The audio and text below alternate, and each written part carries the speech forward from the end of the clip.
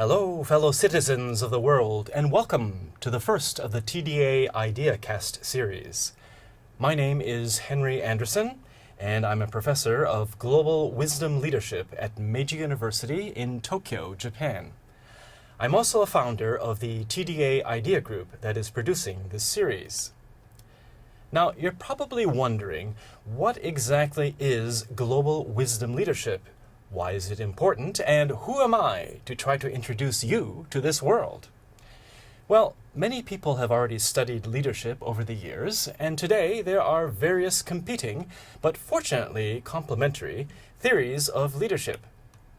I will not try to explain them all in our limited time here, but we'll focus on leadership from a global viewpoint, that is, leadership with a cross-cultural sensitivity and understanding. How you lead people in the US, for instance, will be different from the way you might do so in Japan, Brazil, or France.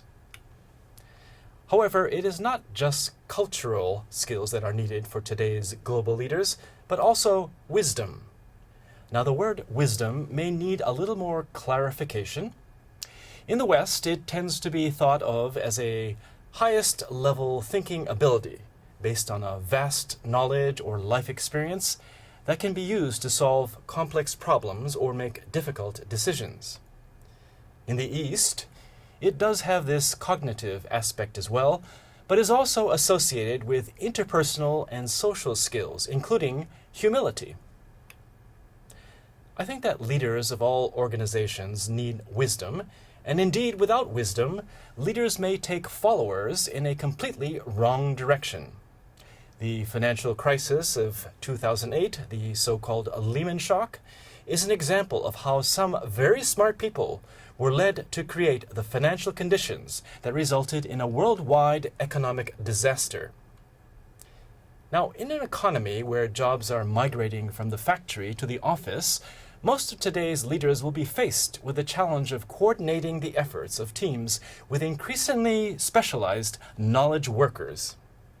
They need wisdom to ensure that their diverse team members can contribute their best for innovative proposals that serve the common good of humankind and not just selfishly benefit the organization they work for. And indeed, it is safe to say that the higher up the organizational ladder one goes, the less important is specialized knowledge, and the more important is wisdom.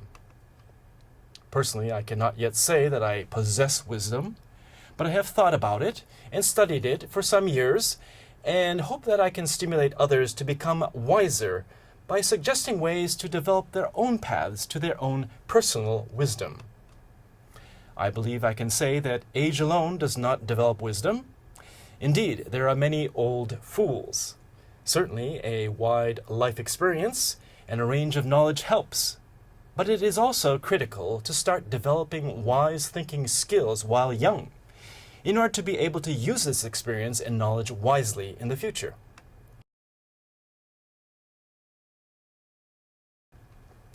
Now, to give you some background about myself, I was born in the US with an American father of Danish ancestry and a Japanese mother. So you might call me a Viking samurai, if you will. I have lived about 20 years in Japan, about 30 years, or half my life, in the US, and about 11 years divided between Brazil, the UK, France, and the Netherlands. I have worked in all these countries in a number of different Japanese and American multinational companies. My longest stints were with Sony Pictures in New York, Amsterdam, and Rio de Janeiro, and with two Mitsubishi companies in Tokyo, New York, and London.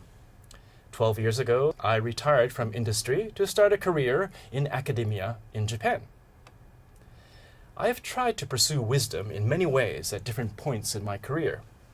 When I went to Harvard as an undergraduate, I chose philosophy as my major at first, but soon discovered that studying about symbolic logic was not the path to wisdom that I had hoped for. So I changed my major a couple of times before finally settling on classical Japanese literature. This brought me back to Japan for some research, and eventually to the conclusion that I should study about the world through my own first-hand experience and not through books. After working at Mitsubishi in Tokyo for a bit, I went to a school called INSEAD in France, whose MBA program is now, luckily for me, ranked #1 for global MBAs. This allowed me to work in a number of industries in a number of countries.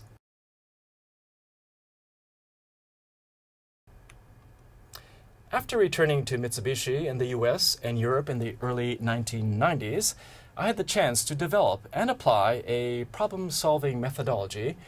I called it transdisciplinary analogy, or TDA for short, and I used it to help solve some of the complex problems the firm faced at the time.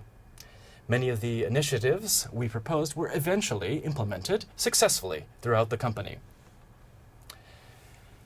Although the process was originally designed to help solve multidisciplinary problems, I discovered while using it that it could also be useful for developing personal wisdom.